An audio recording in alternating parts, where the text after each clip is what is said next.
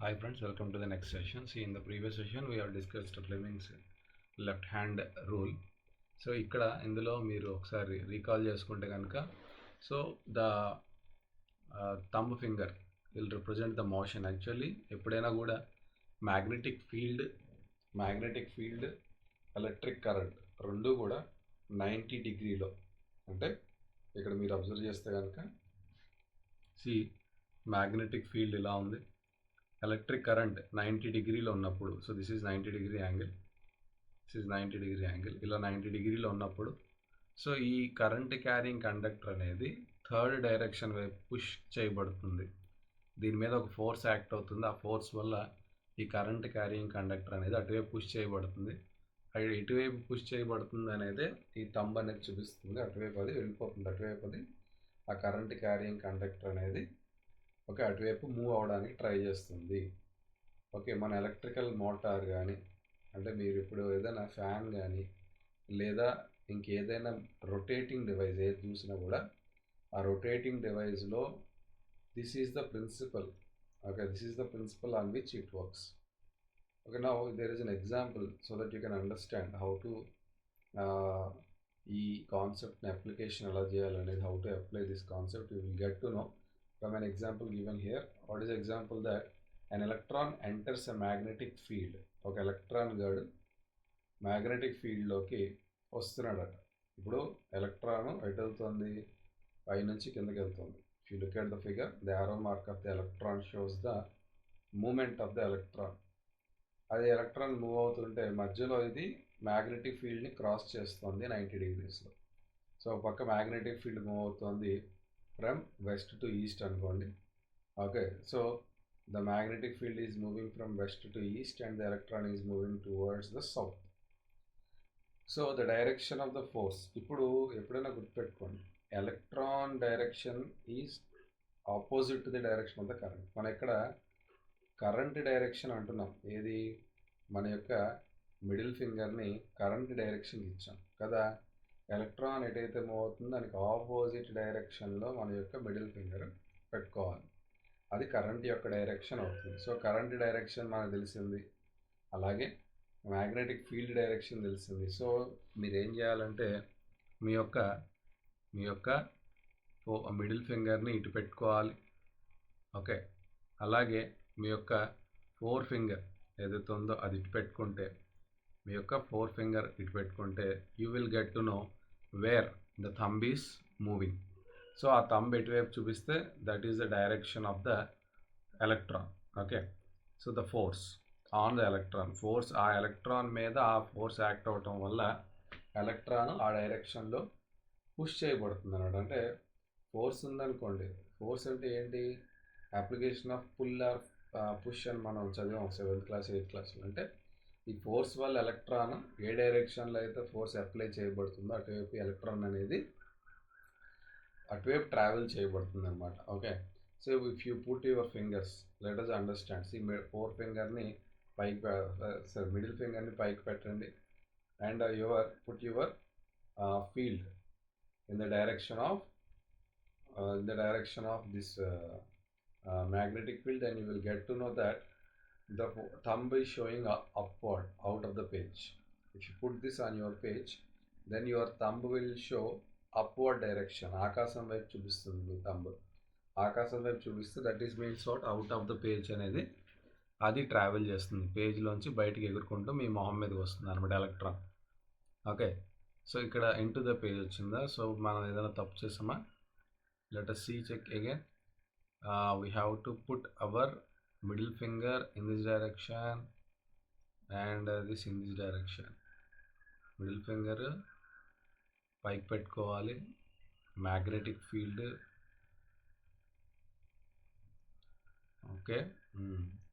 So if you arrange your middle finger in this pattern, then you will get the force. Yes, it is coming downwards only. Please you try on your own, because it cannot be explained here on screen. Visually we can show, but it is not possible. So you please try on your own when you keep the fingers as I said. So electron డైరెక్షన్కి ఆపోజిట్లో మీ యొక్క మీ యొక్క ఏది middle finger ఉండాలి. Electron డైరెక్షన్కి ఆపోజిట్లో మిడిల్ ఫింగర్ ఉండాలి. అంటే మీ చేతిని ఉల్టా చేస్తేనే సరిపోతుంది కరెక్ట్గా. మీ పేపర్ మీద గీసుకోండి యారో మార్క్స్ అంటే ఎలక్ట్రాన్ యారో మార్క్ని రివర్స్ చేయండి, దాని మీద మీ మిడిల్ ఫింగర్ని పెట్టండి. ఓకే, మ్యాగ్నెటిక్ ఫీల్డ్ యారో వైపు మీ 4 ఫింగర్ని పెట్టండి. మీ థంబ్ ఏం చేస్తుందంటే బుక్ లోపలికి వెళ్ళిపోదామని ట్రై చేస్తుంది.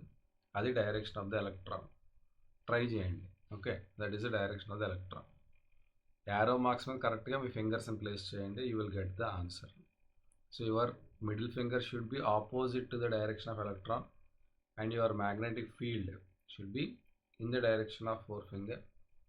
And now you will your thumb will it will show the downward direction, means into the page. Okay, now so the next concept is domestic. So the magnetism in medicine. So మనం యాక్చువల్గా ఈ magnetism అనేది మెడిసిన్లో కూడా వాడతాము. And electric current always produces a magnetic field. ఇది మనకు తెలిసింది, ఈ చాప్టర్లో మనం చూసేది అది. సో ఎలక్ట్రిక్ కరెంట్ అనేది మ్యాగ్నెటిక్ ఫీల్డ్ ప్రొడ్యూస్ చేస్తుంది. Even a weak ion currents that travel along the nerves in our body produce magnetic fields. మన బాడీలో కనుక ఏదైనా ఒక వీక్ అయాన్, అంటే it's not a strong ion like sodium ion, potassium ions అనేవి చాలా strong ions. అలా కాకుండా ఏదైనా ఒక వీక్ అయాన్ అయినా అయాన్ కరెంట్, అంటే మన బాడీలోకి, అంటే మనం ఎక్కువ కరెంటుని తీసుకోలేం కదా, మన బాడీ ఎక్కువ కరెంటుని తీసుకుంటే బాడీ అనేది తట్టుకోలేదు కరెంట్ షాక్కి. అలా కాకుండా వీక్ కరెంట్స్ అంటే మైల్డ్ కరెంట్ అనేది మనం అబ్జార్బ్ చేసుకోగలం. ఓకే, సో ఈ మైల్డ్ కరెంట్ అనేది మన బాడీలో ట్రావెల్ చేసినప్పుడు మన నెర్వ్ సెల్స్లో ఈ వీక్ కరెంట్ అనేది ఒక మ్యాగ్నెటిక్ ఫీల్డ్ని ప్రొడ్యూస్ చేస్తుంది మన బాడీలో.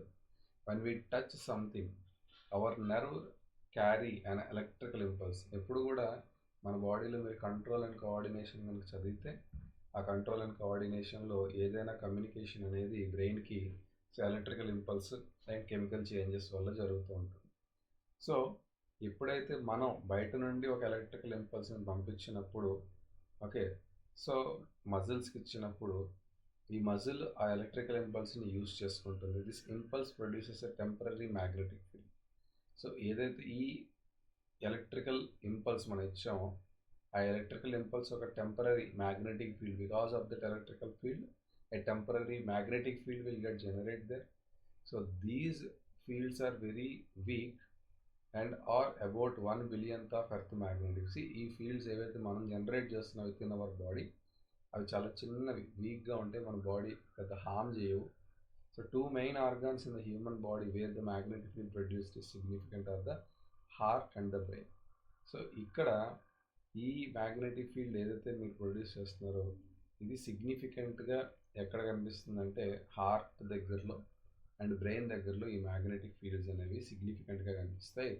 The magnetic field inside the body forms the basis of obtaining images. So ఏదైతే ఈ మ్యాగ్నెటిక్ ఫీల్డ్ మన బాడీలో ప్రొడ్యూస్ అవుతుందో ఆ మ్యాగ్నెటిక్ ఫీల్డ్ని వాడుకొని మనం బాడీ యొక్క ఇమేజెస్ని మనం తీసుకోగలం అన్నమాట. ఓకే, అది ఎలాగా ఏంటి అనేది it's not necessary now. So you will understand it when you go to the higher classes. You will get to know how that happens and all. ఇప్పుడు చెప్పినా కూడా మీకు అది beyond your scope of understanding ఉంటుంది. Okay, so బేసికల్గా మీరు బ్రీఫ్గా తెలుసుకోవాల్సింది ఏంటంటే బాడీలోకి ఒక ఎలక్ట్రికల్ ఇంపల్స్ని ఇస్తాము, దానికి ఒక మ్యాగ్నెటిక్ ఫీల్డ్ జనరేట్ అవుతుంది. ఈ మ్యాగ్నెటిక్ ఫీల్డ్ అనేది ఎక్కువగా బ్రెయిన్ దగ్గర, హార్ట్ దగ్గర జనరేట్ అవుతుంది. వీటిని వాడి మనం ఇమేజెస్ని obtain చేస్తాము of different body parts.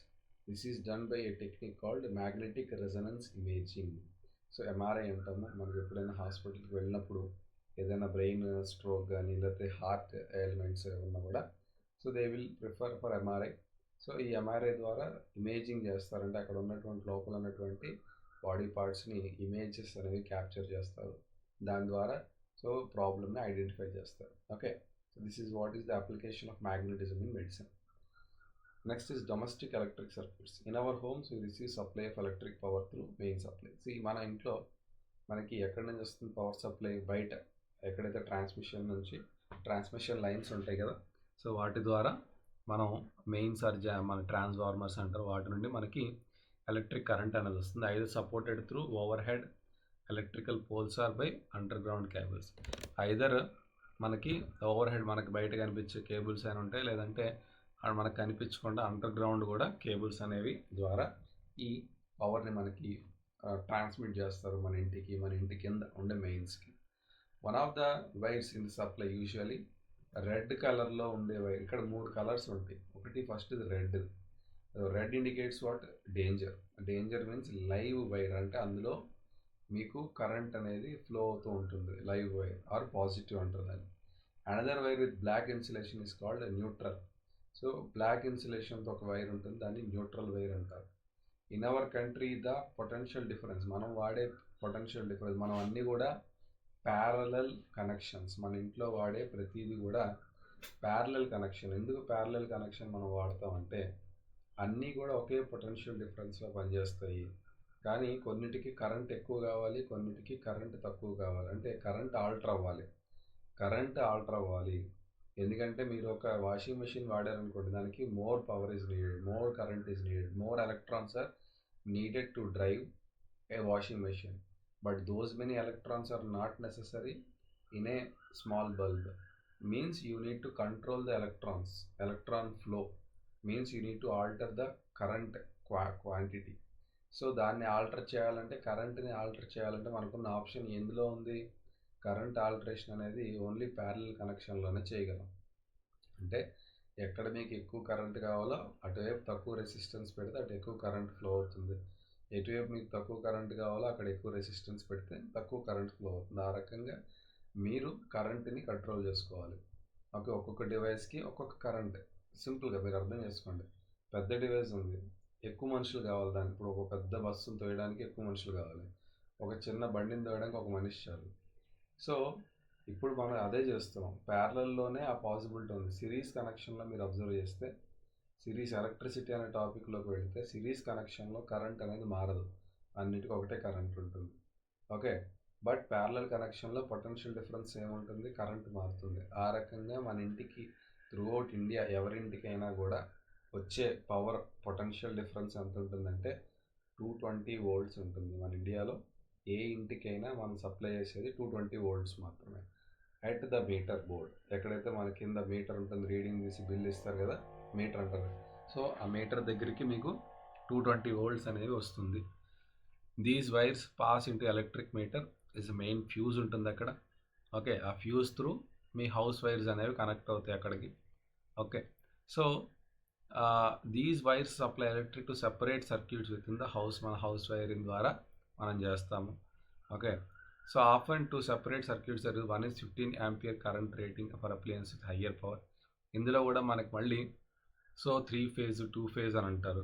So మీకు ఏవైతే ఏసీ కానీ లేదా కూలర్స్, గీజర్స్ ఇవన్నీ ఉంటాయి కదా, సో ఇవన్నిటికీ 15 ampere కరెంట్ రేటింగ్ ఉంటుంది. అంటే వీటికి 15 amperes కావాలి. సో అన్ని ఎలక్ట్రాన్స్ కావాలి. అదర్ సర్క్యూట్స్ ఉంటే 5 ampere current rating for bulbs, fans. అంటే సో బల్బ్స్, ఫ్యాన్స్కి వచ్చేసరికి మీకు 5 amperes కరెంట్ రేటింగ్, అంటే చాలా తక్కువ కరెంట్ సరిపోతుంది. వెరస్ పెద్ద పెద్ద డివైజెస్ వెళ్ళాలంటే 3 phase అంటే 3 5 15, అంటే 3 వైర్స్ నుండి వాటికి కరెంట్ అనేది రావాలి. The earth which has insulation green colour, దానిలో మన రెడ్ లైవ్కి, బ్లాక్ న్యూట్రల్ ఆర్ న్యూట్రల్ వైర్కి ఇస్తే, ఎర్త్ అనేది ఏంటంటే గ్రీన్ కలర్. అంటే ఎప్పుడైనా కూడా హై వోల్టేజెస్ వచ్చినప్పుడు సో ఆ వోల్టేజ్ అనేది సేఫ్గా ఎర్త్ అనేది అబ్జార్బ్ చేసేసుకుంటుంది. ఓకే, సో ఎర్త్ ఏంటంటే, earth is neutral object, but ఎర్త్కు ఉన్న క్యాపబిలిటీ ఏంటంటే ఒకవేళ మీరు పాజిటివ్ ఛార్జ్ ఇస్తే అది నెగిటివ్గా కన్వర్ట్ అయ్యి దాన్ని అబ్జార్బ్ చేసుకుంటుంది. అలాగే మీరు నెగిటివ్ ఛార్జ్ ఇస్తే అది పాజిటివ్గా అది కన్వర్ట్ అయ్యి అది అబ్జార్బ్ చేసుకుంటుంది. సో ఏ ఛార్జ్నైనా అబ్జార్బ్ చేసుకోగలిగే క్యాపబిలిటీ ఎర్త్కు ఉంటుంది. కాబట్టి సో ఎప్పుడైనా కూడా ఎక్సెస్ ఛార్జ్ అనేది ఎంటర్ అయితే ఇంట్లోకి, సో దాన్ని సేఫ్గా కిందకి పంపించేస్తాం ఎర్త్లోకి. Okay, that is called earthing. దాన్ని మనం ఏమంటాం అంటే ఎర్త్ వైర్ ఆర్ ఎర్తింగ్ అంటాం. ఓకే, సో ఎర్తింగ్ అనేది ఒక మెటల్ ప్లేట్ని గ్రౌండ్లో పెట్టి ఇన్స్టాల్ చేస్తాము. Okay, so this is used for as a safety measure, especially for those appliances that have metallic body for example electrical press ఉన్న, toaster ఉన్న, table fan అంటే ఇవాళ ఇక ప్రతి ఇంట్లో ఇవన్నీ ఉంటాయి. కాబట్టి ఎర్తింగ్ అనేది very much necessary. Okay, so the metallic body connected to the earth wire which provides a low resistance conducting path for current. So ఎప్పుడైనా హై కరెంట్ అంటే ఇప్పుడు కూడా లో రెసిస్టెన్స్ కరెంట్ పాత్ అంటే అర్థం ఏంటంటే ఇప్పుడు హై పొటెన్షియల్ డిఫరెన్స్ వచ్చింది, లేకపోతే హ్యూజ్ కరెంట్ అనేది మీ మెయిన్స్ దగ్గరికి వచ్చేస్తుంది. ఇప్పుడు అది మీ హౌస్ వైరింగ్లోకి ఎంటర్ కాకుండా ఆల్టర్నేట్ పాత్ మీరు లో రెసిస్టెన్స్ పాత్ ఇస్తే అది ఏం చేస్తుంది, ఆ లో రెసిస్టెన్స్ పాత్ వైపు ట్రావెల్ చేయడానికి ట్రై చేస్తుంది. ఎప్పుడైనా కూడా మీరు ఇప్పుడు మీ లైఫ్లో ఏం చేస్తారు, మీకు రెసిస్టెన్స్ ఎటు తక్కువ ఉంటే అటే ట్రావెల్ చేయడానికి ట్రై చేస్తారు.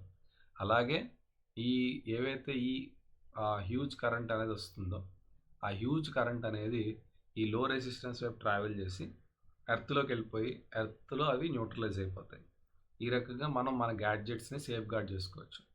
Thus, it ensures that any leakage of current to the metallic body of the appliance keep its potential to that of earth and the users may not get a severe electric shock. అది so ఎప్పుడైనా కూడా so ఏ అప్లయన్సెస్లోకి కూడా extra current రాకుండా, extra current through shock రాకుండా వాల్స్లోకి కానీ మన గోడల్లోకి కూడా కొన్నిసార్లు ఈ ఎలక్ట్రికల్ కరెంట్ అనేది ట్రావెల్ చేసేస్తుంది. ప్రాపర్గా మీరు ఎర్తింగ్ చేయకపోతే ఏమవుతుందంటే ఎక్కడైనా కరెంట్ లీకేజ్ అయితే ఆ లీకేజ్ అనేది వాల్స్ త్రూ ట్రావెల్ చేస్తుంది. Wall is also conductor.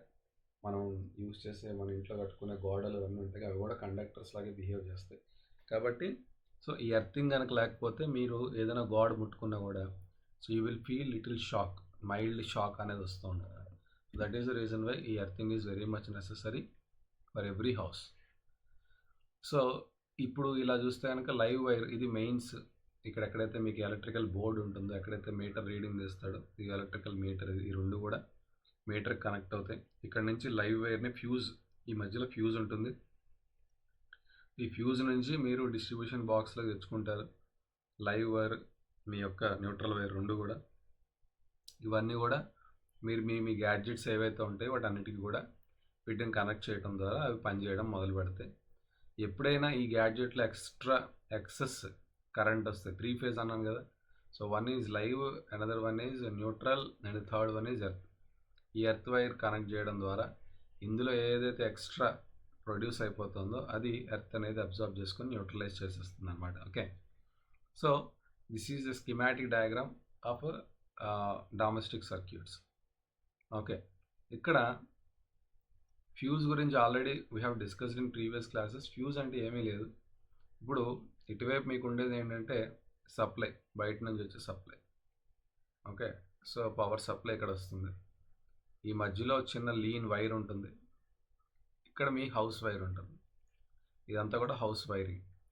ఇప్పుడు ఈ హౌస్ వైరింగ్లోకి బయట నుంచి సప్లై నుంచి ఈ ఫ్యూజ్ ద్వారా, fuse is nothing but a small wire which is a conductor which conducts the electrons from supply end to house end. So supply side నుంచి మన house వైపు ఉన్న వైరింగ్ వైపు ఈ ఎలక్ట్రాన్స్ని ఫ్లో చేయడానికి ఫ్యూజ్ హెల్ప్ చేస్తుంది. అయితే ఈ ఫ్యూజ్ ఏం చేస్తుందంటే ఎప్పుడైనా కూడా హ్యూజ్ కరెంట్ అనేది ఫ్లో అయితే వచ్చేస్తే, ఒకవేళ సప్లై వైపు నుండి పొరపాటున ఎక్కువ ఎలక్ట్రాన్స్ కనుక ఎంటర్ అయిపోయాయి ఇక్కడికి, సప్లై సైడ్ ఏదో ప్రాబ్లం జరిగింది, సో ఇక్కడ హ్యూజ్ నెంబర్ ఆఫ్ ఎలక్ట్రాన్స్ అనేవి వచ్చేసాయి, అంటే హ్యూజ్ ఎలక్ట్రిక్ కరెంట్ వచ్చేస్తుంది. ఇప్పుడు ఈ హ్యూజ్ ఎలక్ట్రిక్ కరెంట్ ఫ్యూజ్లోకి ఎంటర్ అయిపోతుంది. ఈ ఫ్యూజ్ ఏమవుతుందంటే ఈ హ్యూజ్ ఎలక్ట్రిక్ కరెంట్ రావటం వల్ల అది బాగా హీట్ ఎక్కిపోతుంది. హీట్ ఎక్కిపోయి అదేమవుతుందంటే ఇది హౌస్ వైర్లోకి ఎలక్ట్రాన్స్ పంపక ముందే మెల్ట్ అయ్యి బ్రేక్ అయిపోతుంది, అంటే షార్ట్ సర్క్యూట్ అవుతుంది. అంటే ఎప్పుడైనా షార్ట్ సర్క్యూట్ అంటే అర్థం ఏంటంటే సర్క్యూట్ బ్రేక్ అయిపోయి ఎలక్ట్రానిక్ దారి లేకపోతే జంప్ చేయలేవు కదా అవతల పక్కకి. ఒకవేళ ఈ ఫ్యూజే కనుక లేకుండా డైరెక్ట్గా మీరు హౌస్ వైరింగ్ కనెక్ట్ చేసేస్తే ఈ ఎలక్ట్రాన్స్ అన్నీ హౌస్ వైరింగ్లోకి ఎంటర్ అయిపోయి మీ టీవీ, ఫ్రిడ్జ్, ఏసీ ఇవన్నీ కూడా ఈ ఎలక్ట్రాన్ హీట్కి, ఈ హ్యూజ్ ఎలక్ట్రాన్స్ వచ్చేయటం వల్ల అవి కాలిపోయి పాడైపోతాయి. అంటే ఫ్యూజ్ ఏం చేస్తుంది, అది డిస్ట్రాక్ట్ చేసుకొని మీ హౌస్లో ఉన్న అప్లియన్సెస్ అన్నిటిని కాపాడుతుంది. That is the work of fuse. Fuse ఏం చేస్తుందంటే ఎప్పుడైనా హ్యూజ్ ఎలక్ట్రిక్ కరెంట్ వచ్చినప్పుడు ఆ ఎలక్ట్రిక్ కరెంట్ని ఫ్యూజ్ తీసుకొని ఆ ఫ్యూజ్ హీట్ ఎక్కిపోతుంది, ఎందుకంటే ఇన్ని ఎలక్ట్రాన్స్ని ఆ ఫ్యూజ్ పంపలేదు అవతల పక్క, ఎందుకంటే దాని దగ్గర అంత స్పేస్ లేదు. సో ఈ ఎలక్ట్రాన్స్ అన్నీ బయటకు వెళ్ళలేక లోపలే ఉండి కోపం వచ్చేసి హీట్ ఎక్కిపోయి అవి ఫ్యూజ్ని కాల్చేస్తాయి. సో ఫ్యూజ్ కాలిపోయి మెల్ట్ అయిపోతుంది. అప్పుడు ఈ ఎలక్ట్రాన్స్కి అటువైపు వెళ్ళడానికి బ్రిడ్జ్ కట్ అయిపోతుంది. ఇది బ్రిడ్జ్ లాంటిది సింపుల్గా చెప్పాలంటే. సో బ్రిడ్జ్ తెగిపోయింది. సో ఎలక్ట్రాన్స్ అనేవి హౌస్లోకి ఎంటర్ కాలేవు. సో దానివల్ల మీకు హౌస్లో ఉన్నటువంటి అప్లియన్సెస్ అన్నీ కూడా ప్రొటెక్ట్ చేయబడతాయి ఈ ఫ్యూజ్ షార్ట్ అయిపోవడం వల్ల. తర్వాత మళ్ళీ మీరు ఫ్యూజ్ వేసుకుంటే మీకు మళ్ళీ పని చేయడం మొదలు పెడుతుంది. ఇదంతా కూడా మనం మన డే టు డే లైఫ్లో చూస్తాము. మీరు అబ్జర్వ్ చేశారో లేదో నాకు తెలీదు. మీ పేరెంట్స్ని అడిగితే వాళ్ళు చెప్తారు క్లియర్గా ఫ్యూజ్ గురించి. ఓకే, నా so this is the end of this topic, I think so. So I hope you have enjoyed the session. So we will come with another lecture in the next session. Thank you so much.